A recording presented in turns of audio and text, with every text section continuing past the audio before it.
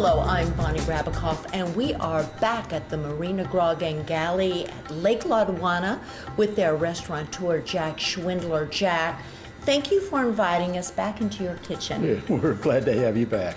And you have a special attachment to Lake Lotawana. You are the first baby born. Now, what was the story? Well, my folks were one of the first ones to live out here year-round, and I was the first baby conceived and to live here at the lake. Okay, Jack, we are very glad that that happened. So, other than being born at Lake Lotawana, what was your journey here? You didn't start out as a restaurateur. No, I was a food broker for 32 years. You know something about food. I do. You do. Okay. And I know about how the quality and where to source the right product. All right, so you spent all those years as a food broker. Now, it's still a leap from food broker to restaurateur. How did that happen? Well, when I was in the food brokerage business, I got to dine in a lot of fine restaurants. Yes, so I you was did. completely qualified to be a restaurant operator. Yes, you were. Let me tell you. Okay, so there were some surprises along the way, that puts you in the fast seat real quick to learn. I bet it did. Okay. So you knew both from the food product and what it really needed, how it needed to get to your plate as a diner. Was this always a restaurant? No, we created the restaurant. And This was a marina? this is where they used to work on boats. Okay. And the boats would come in and they'd refinish them and send them out in the water. All right. So, and why did you choose this as the venue for your restaurant? That would be the only place that I was going to do it. I was retired. Really? We did not have to work. But having grown up... But you said your wife didn't want you at home, so that was... No, she didn't want me to get in the restaurant business. Oh, okay. Mary would like to play golf, and she's a wonderful golfer. Oh. But no, this was a place that was very special to me, the lake. And this old building was becoming an eyesore as Lotawana grew and the homes became nicer. And it's been a wonderful project. It's fun. So the marina needed some love and care, and you decided with your history, really, it was a wonderful match to turn this into a restaurant. So you began work to do that. What is the concept for the food here? We tried to put together a place with like eating at home, where you bring friends. You enjoy the surrounding. There's not another restaurant in Kansas City that looks out over a 600-acre lake. Oh, it's exquisite. It's fun. I'm looking out there right now, and the wind's dancing on the water, and it's got a glisten to it. And it's all year long. I mean, this is all season, even though it is a lake, because there's beauty here in all 4 seasons. Yeah, there is, and especially in the fall, the sunsets right now, bright oranges and reds, and I mean, it just, people get out here and they have to, they might have a 6 o'clock reservation, and they finally don't get down till about 7 o'clock because they're watching the sunset. They're watching the sunset. They have sunsets where they come from, but not with the water and the reflection of the water. Beautiful. I mean, it's just a different look. So the setting alone is inspiring. Now, I want to talk about the fish that you bring in from Hawaii. Yes. Because, again, as a food broker, you know where to go to get it. I was the first broker to try to sell fresh fish in the marketplace. Good for you. And I went back to Boston to the supplier whose fish I was going to sell. Got out on the boats for 6 or 7 days. Watched them catch the fish. This was serious. Oh, no. Are you serious? Yeah. Okay. Some was by line and most was by net. Okay. They'd layer them in the boat and ice them down. Okay. And day 1 was on the bottom, and day 6 or 7 was on the top.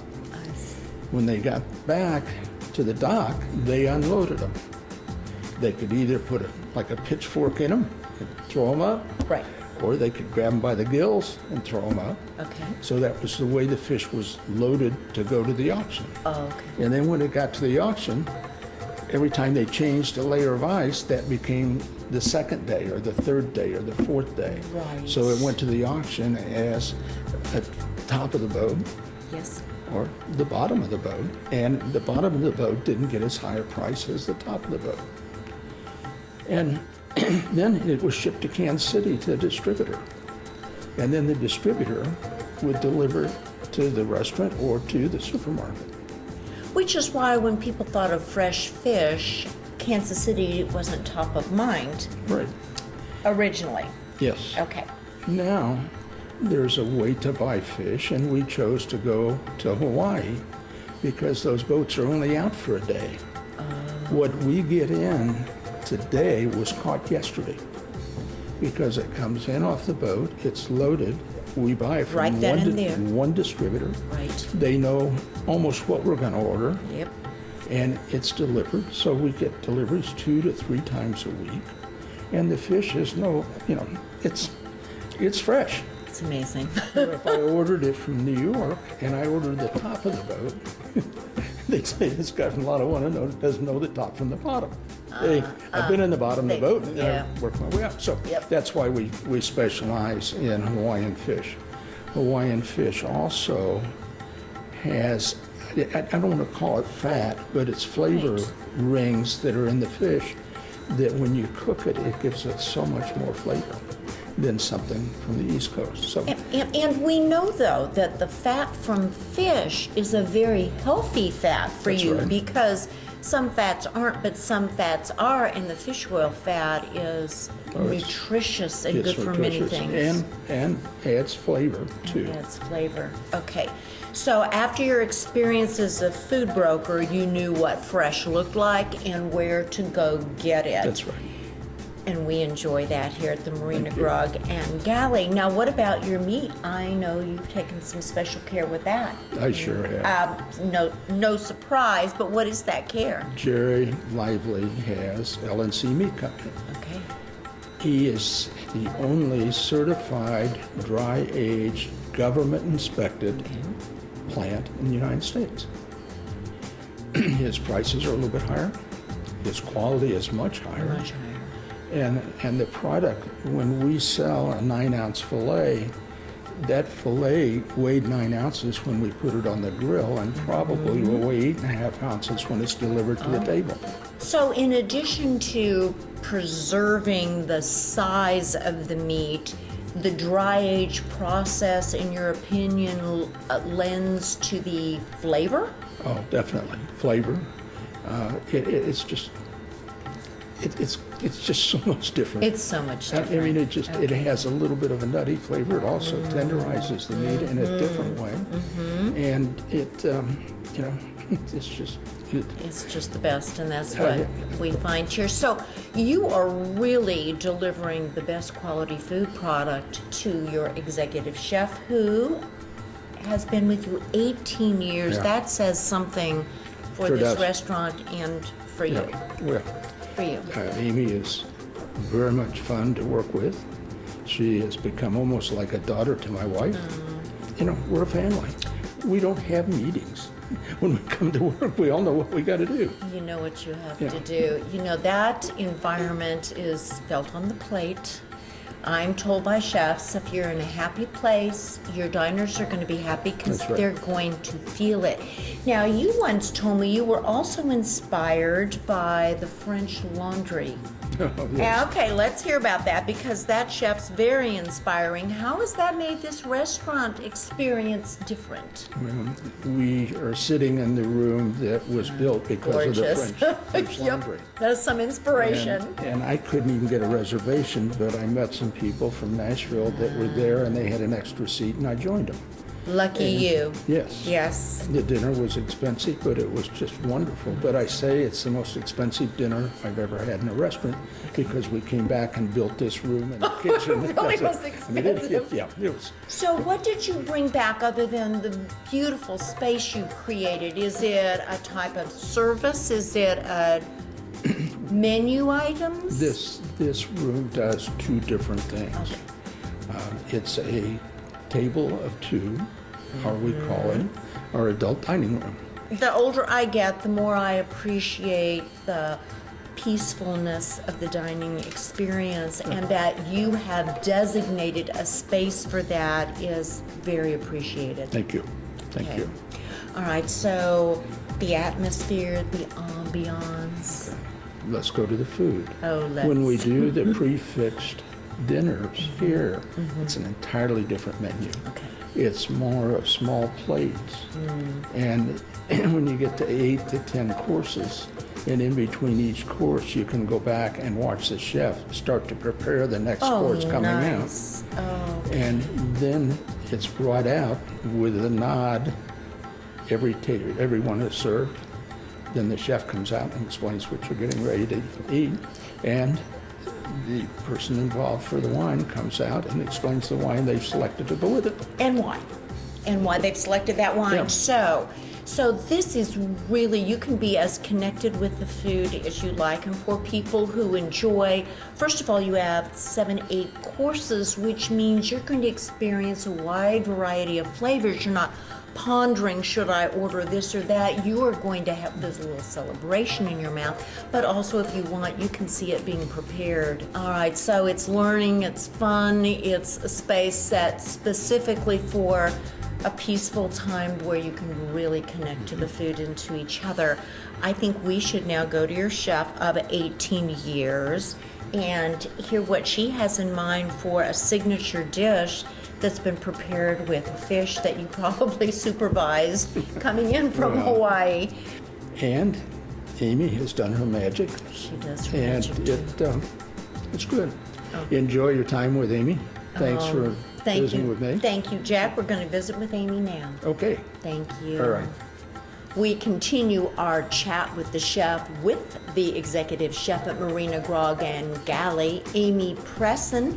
Thank you for inviting us once again into your kitchen. You're very welcome. Okay. You've learned a few things and you're doing some more things in the kitchen since the last time we were here. Tell me what's going on now. Well, we've increased our Hawaiian fish selection. Tell me what the inspiration was for more of this seafood. What are we looking at? Well, we, Jack and Mary and I went to Hawaii in January. Tough job. It is. You had to do it. It was. Okay. I missed the whole big blizzard. Got to stay over there, so that was really nice. Heaven.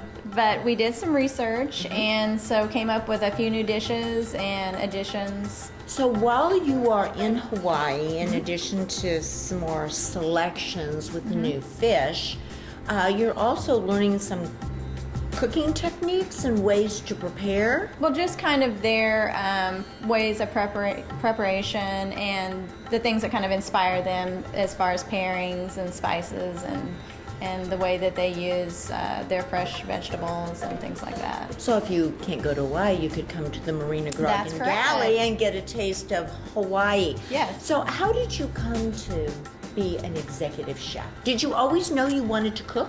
No. No? No, I'm a graduate of the University of Kansas in psychology and worked a couple of years in that profession and just decided I wanted to do something different for the rest of my life. So I went to culinary school at that time. Where did you go? I went to Johnson County. Great We program. have so many of our executive chefs from that school. It's such a fine school. Very much so. So good for you. And good for you for making the decision in your career that it's time to do something new and different, because some people don't have that. I guess it's a bravery to say, okay, I need to go a different direction, Right. and you did that. So- Right, I did, and I haven't regretted it one bit. I learned a lot through my psychology, and you deal with people all the time. Information's never wasted. Never, never wasted. No. So, but I do really enjoy cooking and like it a lot. Okay, so you went through the culinary program at Johnson County Community Right. College, and how did you get? Were you an intern here? I was. I did my They didn't apprenticeship here. Jack didn't let you go. They didn't let you go. I did my apprenticeship here and then just moved up through the ranks and became the executive chef. And I've been here almost 18 years. Oh, We- Amy, good. Okay, you. good for you. So you've really learned from the person who was peeling carrots to the leadership here in the kitchen. Correct. So you learned from executive chefs, you learned from your training. Now you are that source of education and inspiration for Right. your cooks. And what is it you want to leave them with? How do you inspire them?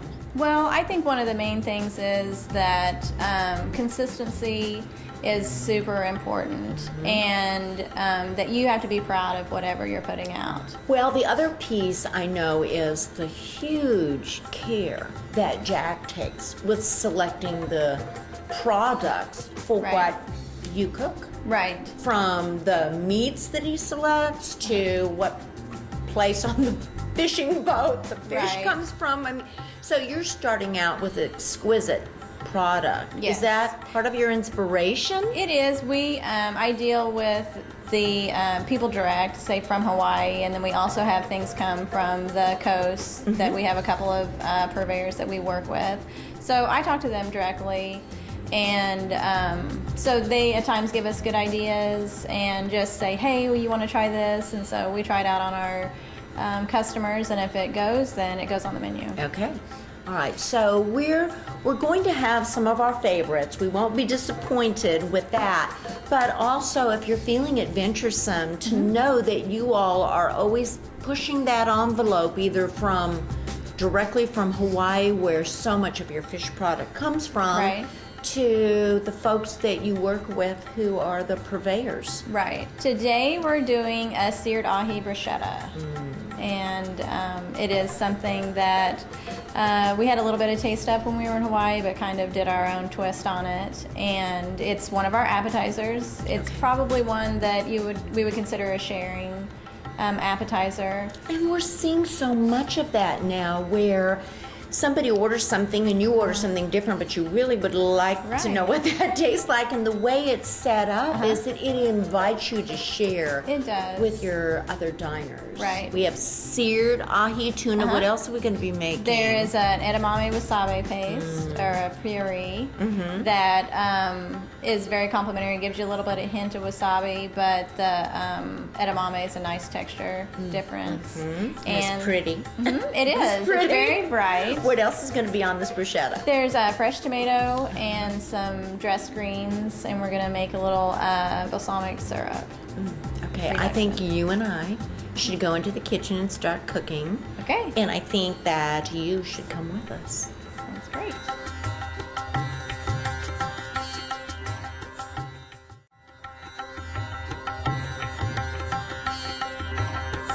We are in the kitchen at the Marina, Grog, and Galley with their executive chef, Amy Presson. We're about to make a signature dish. What are we making, chef? We are making a seared ahi bruschetta. Okay, so where do we begin?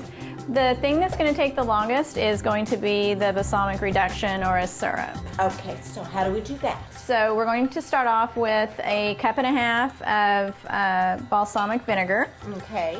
And then we're just going to put some brown sugar to kind of cut the tartness of it and kind of help in this syrup preparation. And this also is wonderful, I'm told. It has multiple uses. Oh, Served over sure, fresh sure. strawberries, or it is in fact a syrup. So Yes. brown sugar and balsamic vinegar, and then Yes. what do we do? Then we're going to put it on a low heat on the stove Yes. and just let it reduce and become kind of a syrup consistency. Does it also reduce is it like half or what? Reduces to about half. Okay, so the balsamic vinegar is reducing to Correct. become a syrup, and now we're going to start working on the edamame-wasabi puree. Correct. All right, so Right. what do we have here? We have 2 cups of, these are actually frozen, but you can buy them at room temp, edamame. Yes. And so we're going to put those in the steamer, or if you don't have one of these lovely inset steamers at home, Might not. you can just steam them in the microwave, or with a little bit of water and covered. Okay. And mainly we're just trying to give them a little bit of cook and take the chill off, and then we're going to puree them in a processor. Okay. It's only going to take about 5 minutes because you don't want to overcook it, and part of it is it's going to be make it really green. So the presentation So of it'll it. pop up really green. And the other important thing is, if you just have a vegetable steamer at home, you could use that. Oh, too, definitely. right? So the edamame steamed. You shocked it in a little bit of ice water, Right. Because you really don't want to be working with a hot product. No, and it also helps retain the color if you do that. Okay, we're in our food processor. What Right. are we going to do? We're going to puree it to where there are just hardly any chunks or anything left. So we're going to puree it for it to be smooth. As we're kind of waiting on that, let's Okay. mix up the wasabi paste. Okay, and so wasabi is like a horseradish. It's a Japanese horseradish. Add a little bit of water, a little bit of wasabi, Right. And we are being true to the beautiful green. Right. You have to make the wasabi into a paste, otherwise it doesn't mix up very well. All right, so I've just learned something. You wouldn't just take that powder and pour it in. No, here. like you would say maybe a garlic powder or something like that. Nope, you have to really make it into a paste. And so we're going to take that paste. Heaven. Yeah, and just put it down the chute,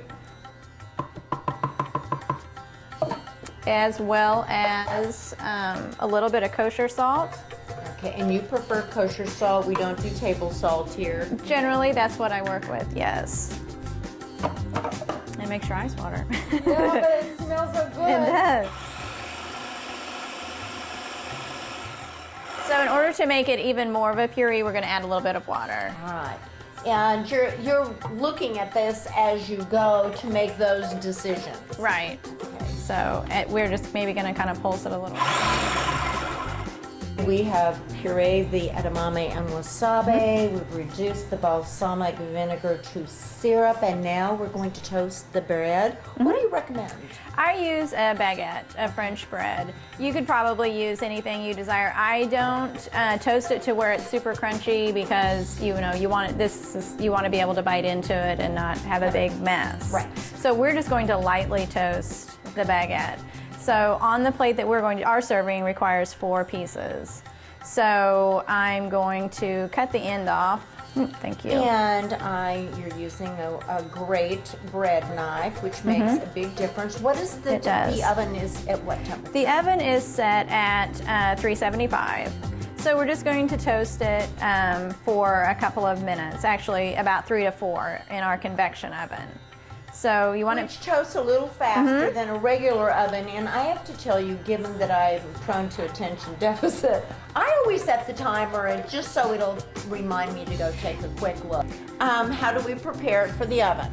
We're just going to put it on a sheet pan and just drizzle some olive oil on it. Okay, any other seasoning, or we're not going to mess with seasoning? We're really not, because the tuna is going to be seasoned, and then the edamame, and we have dressed greens, so it's got plenty of seasonings on it. Okay, next we're making the vinaigrette to dress the greens that will top the seared Right. ahi tuna.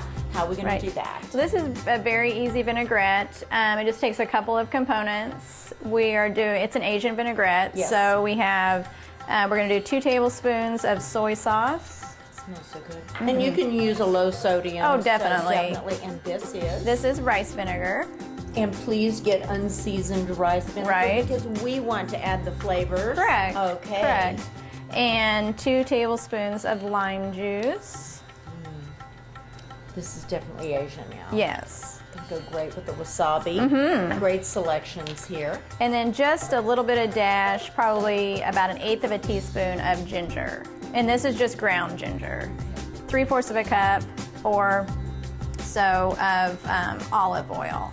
And you can add a little bit of sesame oil if you'd like, but we're going to... I like also sometimes a little drop of toasted sesame oil if Yes. you're wanting to continue this. And this literally takes minutes to make a fresh vinaigrette. And some people think it's daunting. It isn't. Just minutes. And it just comes together real nicely. And we're just gonna do this right before we do our final touches on the rest of the dish.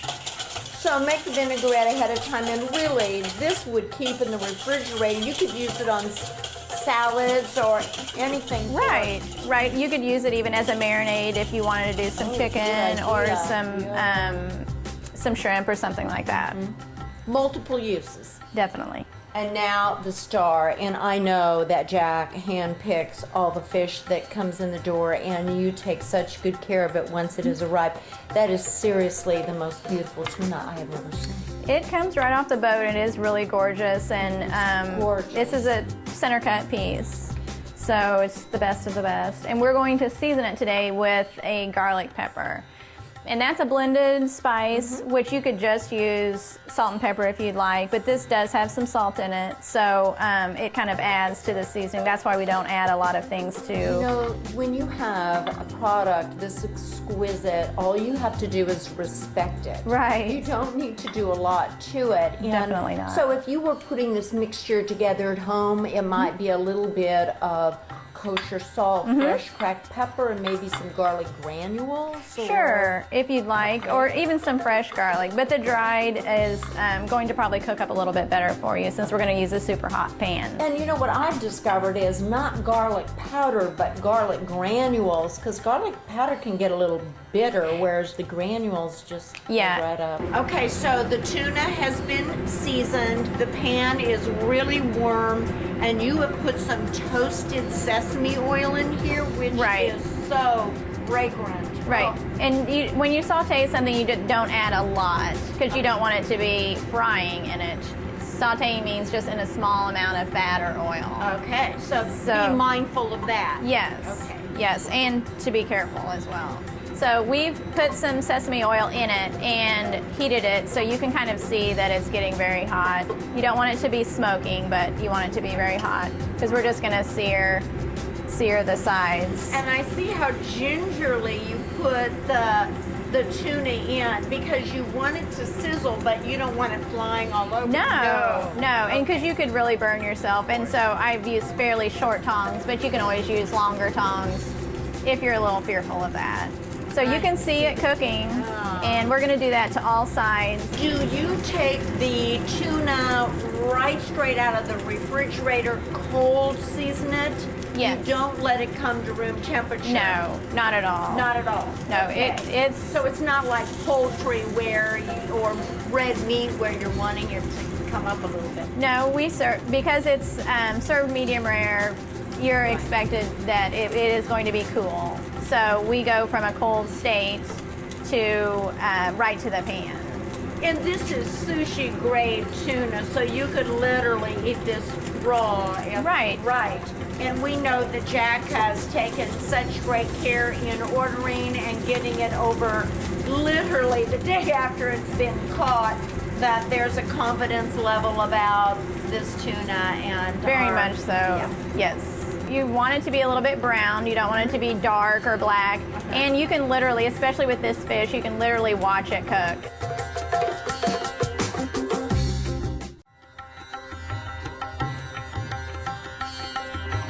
Okay, Chef, all the pieces and parts are prepared. How do we plate this? And you selected a beautiful rectangular plate. Why? Well, it kind of goes with the shape of what we're doing, and it also allows you to do several pieces so that at the table this could be a shared appetizer. Okay. Which we know to be fun. It is fun. Okay, so people can get several different things. So here are toasted, this is our toasted baguette. And we're probably going to put about 2 tablespoons or so, depending on how big you made your toast point, of the wasabi edamame puree. And see, it has retained its beautiful green color and also that fresh. And I will say that the wasabi does not overpower this. It just provides that nice little kick of heat. A little bit of zip Yeah. to add to our tuna, which is very complimentary. Then we have sliced, this is just a Roma tomato, but any fresh tomato, and I chose the Roma because it's about the same shape. And so we do 4 slices of that. And then we're gonna top with our tuna. And beauty. It turned out beautiful. So we're going to make 4 slices of the tuna. And when you use a slicer for meat, you're using a sawing action. See that? You definitely don't want to go down and then smush it. that's why we're using the sawing action, so as to not destroy the meat. All right, we need to be mindful of that, and of course, a sharp knife Yes. is essential. And Yes. don't forget to sharpen your knife on the steel. It takes what, 2 minutes? or Oh, if something? that. If that. If that. Okay, here goes the star. So we're putting that on top.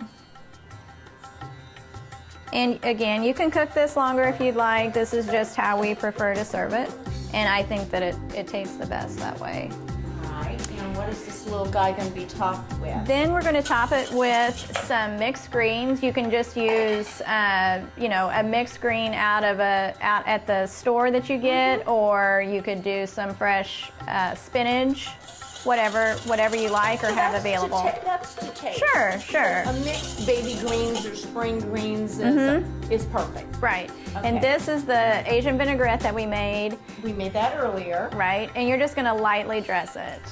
And people forget that they overdress the salad and then it's drenched. It's drenched and it's kind of ruined what you're doing. So we're just going to lightly dress that, and then with some tongs, we're going to kind of set the salad on top. It has a little hat, if you will. Yeah. Okay. And again, this vinaigrette can be used to marinate or go on another salad. It is just a heavenly vinaigrette. Oh. And then the final piece of it is our balsamic reduction. And I have just bottled it. You can get, bottles anywhere. And we are just going to lightly drizzle that over the whole plate as well. Fun. You can be creative. You can make dots. Right. You can do whatever Yeah. you like. We just do a little bit of drizzle and add it on top of the Beautiful. greens. And it's finished. Oh, Chef, thank you for inviting us. You're very into your welcome. kitchen. Thanks for coming. We have just been in the kitchen at the Marina, Grog, and Galley with their executive chef, Amy Presson, preparing a signature dish. What to drink with this ahi tuna? To answer that question, I'm back with Jack Schwindler, the restaurateur. You got a little bit of a challenge here because you've got wasabi and you have balsamic vinegar and the ahi tuna. What are you going to pair with it, Jack? It's from 3 different regions, and it has just a very nice, smooth, silky taste. A little bit of cherry. A little bit of cherry. And in the supermarket would probably be less than $10, and in the restaurant less than $30. Okay, so we're going to pair this now with the ahi tuna bruschetta, and we have invited Ann Peterson to be our celebrity taster, so now we have to see what she says about it. Well, let's do it. Okay. Jack, thank you.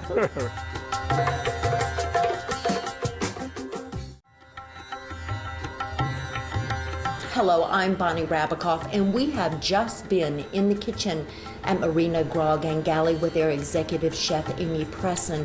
We have prepared a wonderful signature dish of seared ahi tuna with a puree on a toasted baguette and dressed greens. Jack has paired it with a Pinot Noir, and to taste this feast is Ann Peterson. Ann, thank you so much for taking time out from your busy day to be our taster. Bonnie, I am just delighted to be here and to be back again on your show. This is absolutely a delightful treat for me. Okay, well, a treat well deserved because you've been working very hard, which we'll talk about in just a minute, but first we have to taste. There's some balsamic vinegar, and the puree is edamame and wasabi. Look how Chef has taken textures and tastes and combined them. And you know, Jack has Yes. the fish flown in fresh from Hawaii daily. And this, to have it seafood like this is just amazing.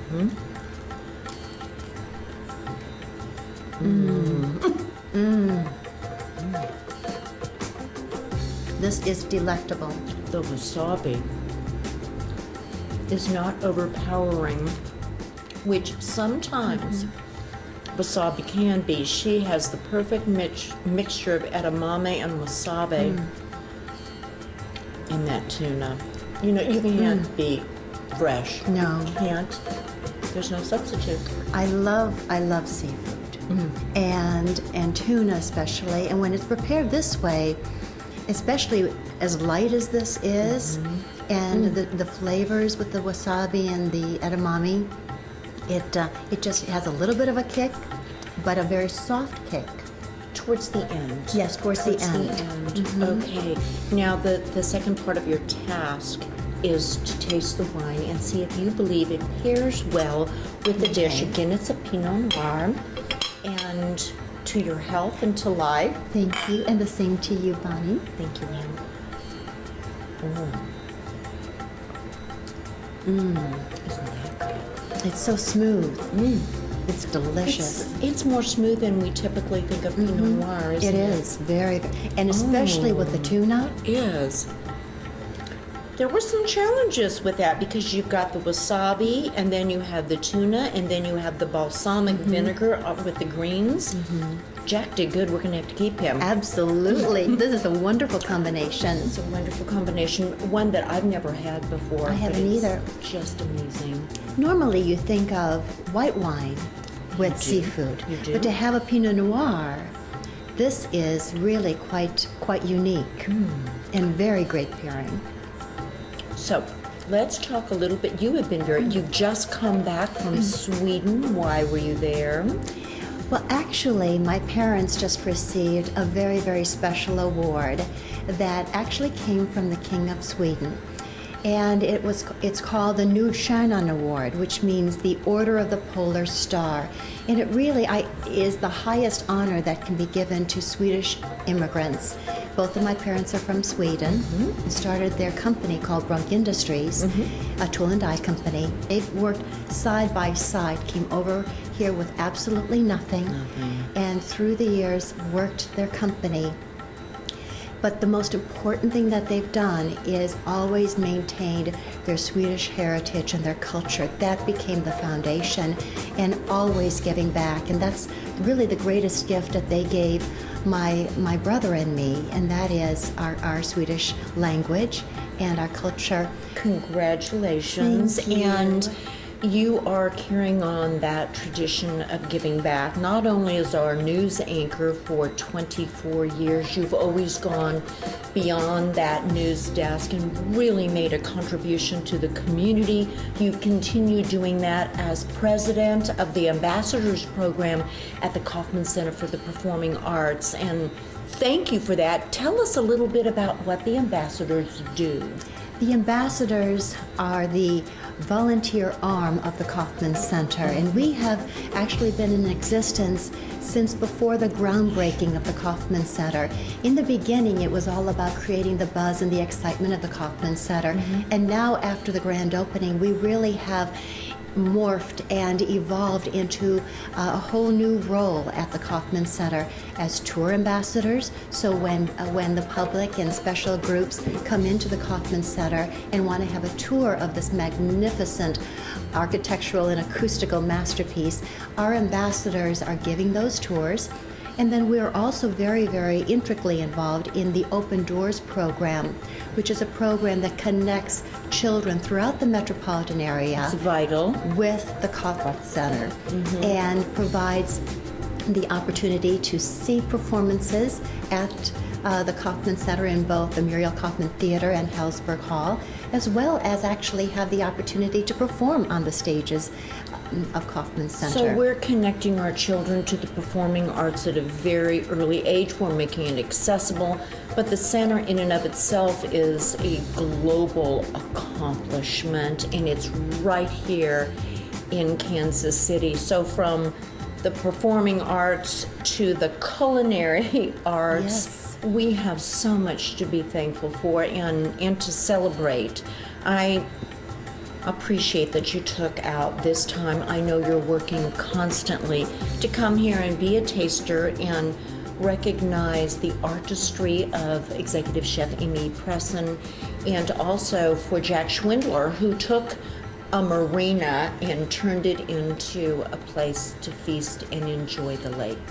This is really a amazing. beautiful, beautiful venue. What a beautiful restaurant. And what you are doing, Bonnie, to share the artistry, the culinary artistry of all of our local chefs and the restaurants here in Kansas City. You've taken this to a whole new level, and I commend you for what you're doing. Thank you for always being there, and now I think you should renew your strength by eating more of the signature dish. Gladly. Thank you. Thank you.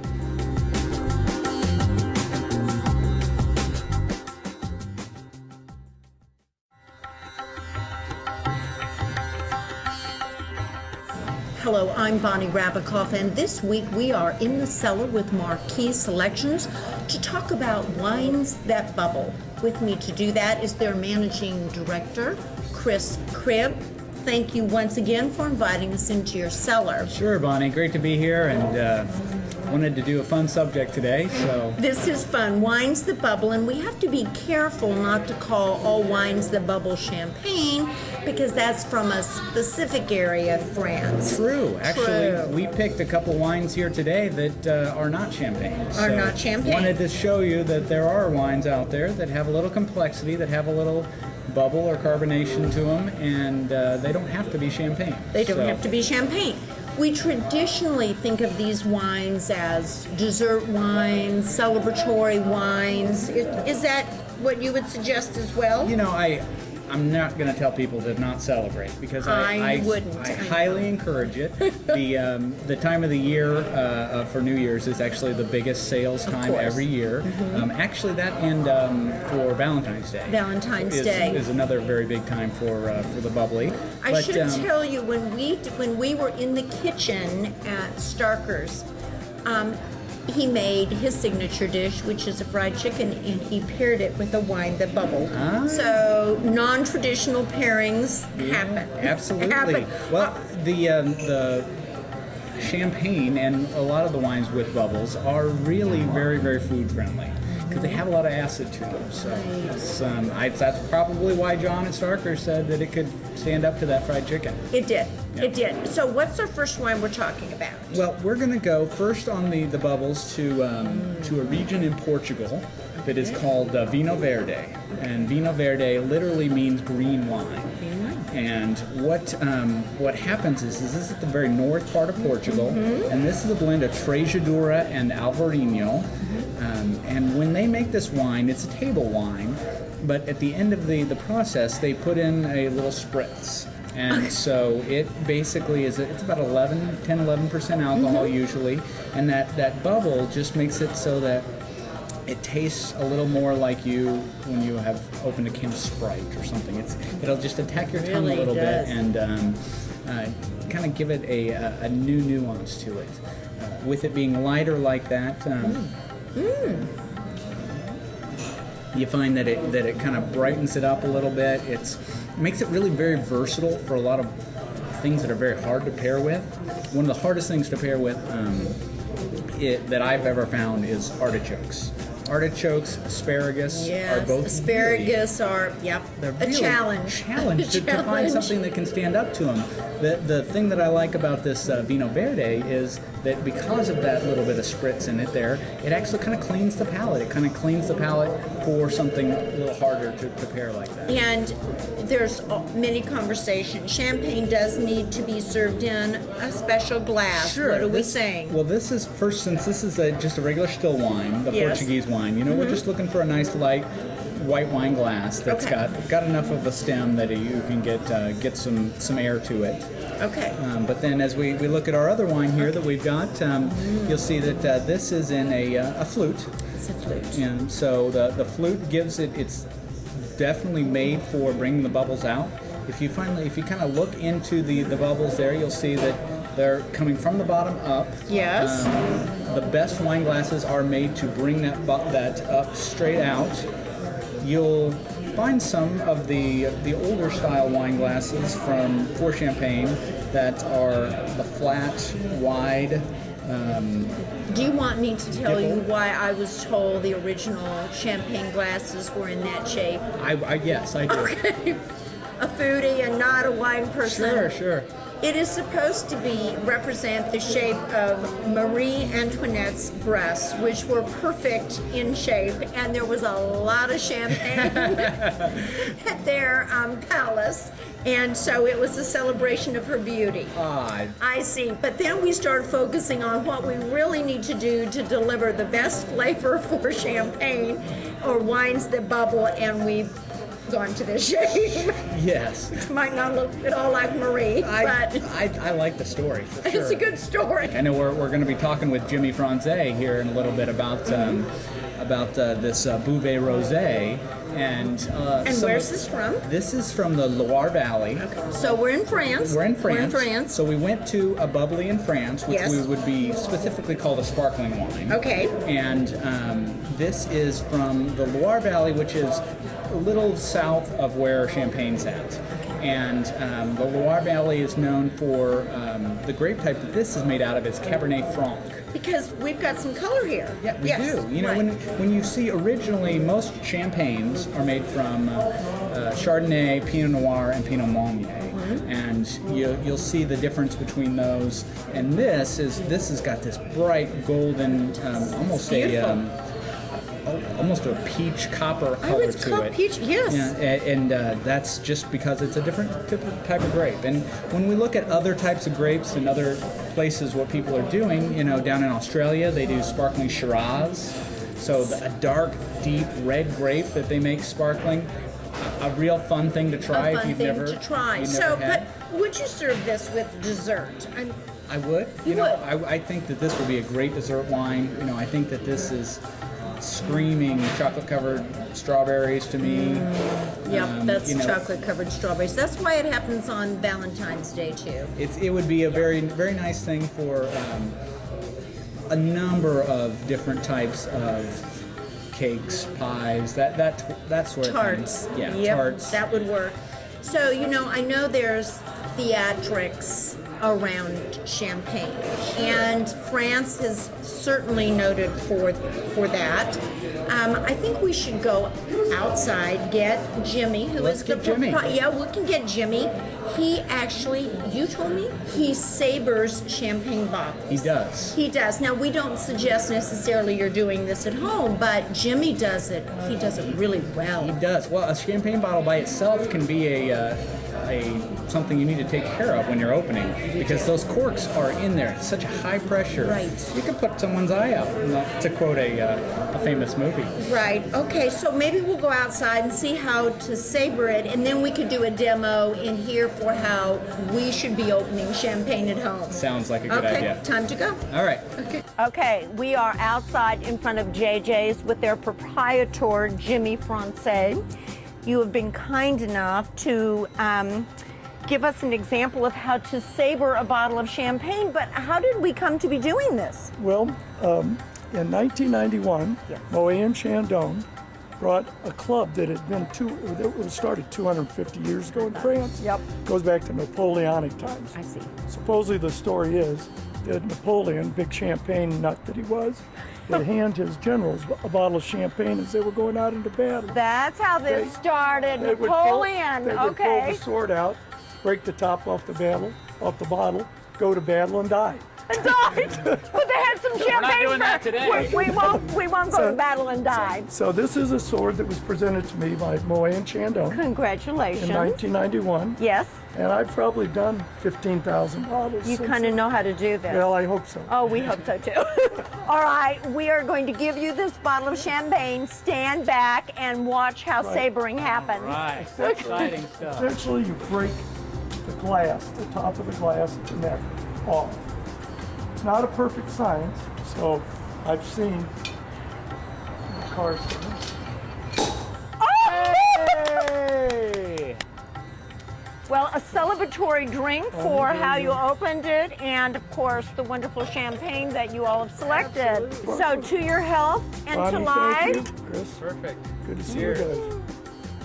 All right, Chris, for those of us who don't have sabers or the skill set to open up a bottle of champagne the way Jimmy just did. Yeah, we all don't have one of those big swords, do we? No. Well, here, let me show you. So how should we do this at home? Because this is frequently a moment of angst. Sure.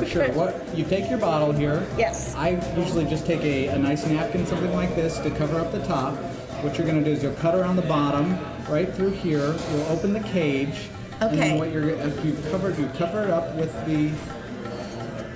the napkin. In case there's a little explosion. And then you do half a turn. Okay. And then it'll start to slowly pop out, and you just slowly. You need to be listening. Yes, it'll start slowly turn.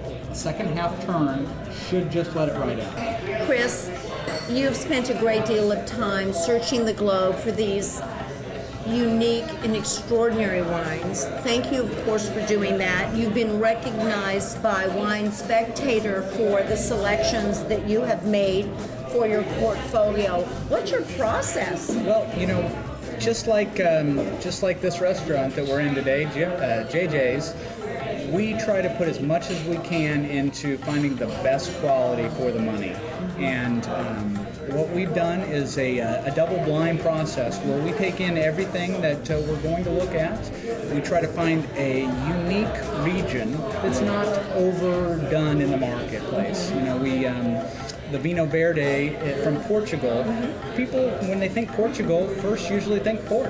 And you certainly don't think a wine that bubbles. Right. No. So that's something that's a little bit unique. So we find a unique thing, we focus in on that, and we bring it to all of our customers at a great value for the price. So, all right, so $10 to $25. That's a great price for fabulous flavor. So I'm going to have a wonderful dinner party. How do I learn about the wines in your portfolio, what they are, where to go find them? Sure. Well, we've got a great website that is www.marquee.com. On that website, we've got wine pairings, so you can look up a little bit about all the different wines we have. We've got a phone number, 888-627-7833. Just give us a call. We'll be happy to help you out. And try to do everything we can to show you unique wines that are great value. Great value. Well, thank you, and to your health. Cheers. And to life.